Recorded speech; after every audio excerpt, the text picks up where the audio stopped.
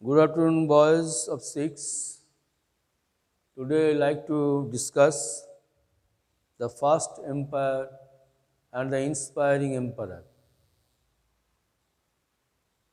I like to discuss today the second part of the same topic.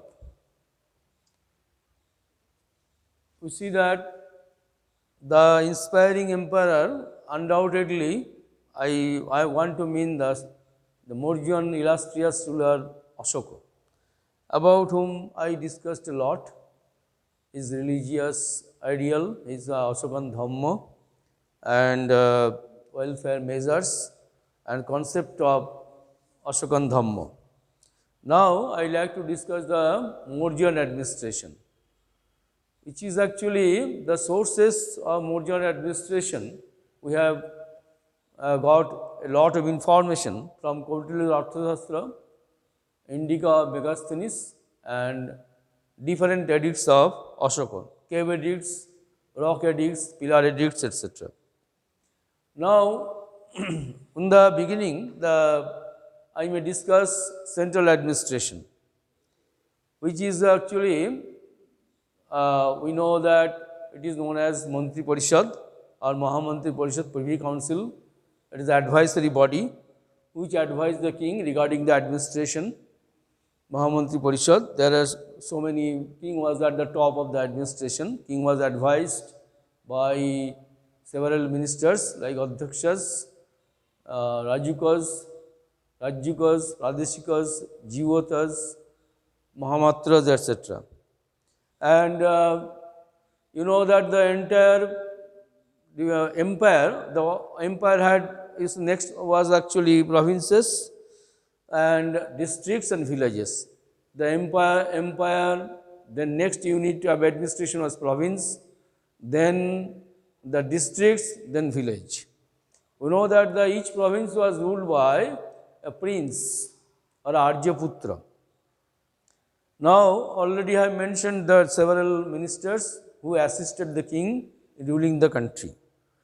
And also, there is a district administration. District was actually known as Janapadas. It was ruled by Sthanikas. Now, there are four districts, four provinces. The Magadha, it is mentioned, it is written, we see that the Taxila, Swarnagiri, Magadha, Ujjain. These are the four provinces, very powerful at that time. And already I see that the district administration was looked after by, you know that it is also known as Janapadas, it is looked at by Sthanikas. Village administration, it is actually it was the head of the village administration is Gramikas, a Gramin. The account was kept maintained by the Gopa. It was autonomous in nature. Almost villagers were given the freedom in looking after their own or carrying on their own administration. Now, about the city of Patliputra. The main source of this city of Patliputra, we know that from the Indica of Megasthenes. So, from the accounts of Megasthenes, we have learned there are several, actually there is a committee of 30 people, which looked after the administration. And it was divided into 6 groups. They are namely, Group 1, industrial activities, Group 2, entertainment of foreigners, Group 3, registration of birth and dates, and Group 4, trade and commerce, and Group 5, supervision of the manufactured articles or works, and Group 6, collection of taxes. So, this was the 6 activities of 6 groups. It was actually, it was in the city of Patliputra was most important at that time. Patliputra was the capital of the Mauryan Empire. Now, we can see that the society, what do we learn about the society from this time? Society was actually from the Kautilya Arthashastra, we have learned it was Varna system or caste system was prevalent. The society was divided into 4 Varnas: Brahman, Kshatriya, Vaishya and Shudra. Brahmin being the dominant class and at the top of the society. The women, what was the position of the women at that time? Position of the women was very liberal. Women was given freedom, and what we found in the later Vedic age, power of the women, position of the women reduced. Now we see that in the Mauryan period, women enjoyed much freedom, and we can see. Besides this, we can see that what was the occupation of the people. They are mainly farmers and agriculturists. The rice, barley and pulses and various vegetables are produced. Cotton was a very important crop, and we see that the king was very much benevolent. He used to look after the welfare of the peasants, and it is said that Sudarshana Lake, which was built by during this time, Sudarshana Lake, one lake was built for irrigation, the purpose of irrigation. Moreover, we see that the environmental protection. The people of that time was very much conscious, and it is clearly said by Kautilya for environmental protection. You know that which was very important for the administration. You know that Kautilya warns, in his book Arthashastra, against the damaging plants and trees in the city, parks and sanctuaries, holy places and cremation grounds, particularly those that bear flowers, fruits and provide shade. So, if it is violated, fines were imposed on the people. So, that is the very strict administration for environmental protection. Moreover, another important step was taken by Kautilya, or it is called consumer protection rights. People were made aware of the consumer protection rights. Consumer protection, you see that the rights. So, this is very important thing we can see, and what actually see, you see that the Kautilya warns the doctors and physically shall inform. I should say the doctor should inform, a physician should inform or shall inform authorities before undertaking any treatment of any patient, which may involve danger to the life of the patient.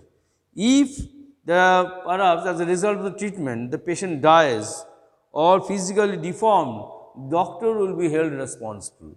So, the doctor shall be punished. That was the thing for consumer protection rights at the ancient time, particularly in the Mauryan period. People were made conscious by Kautilya. So, how much wise Kautilya was. He actually was very much conscious about the environmental protection rights. Environmental protection, adopted several steps, and also for consumer protection rights, made the people aware. Now, trade and commerce. There are, trade and commerce also flourished during the Mauryan period. The both inland and overland trade, overseas trade actually were prevalent. Inland trade and overseas trade. The trade and commerce was the most important thing. The many things that I can mention here.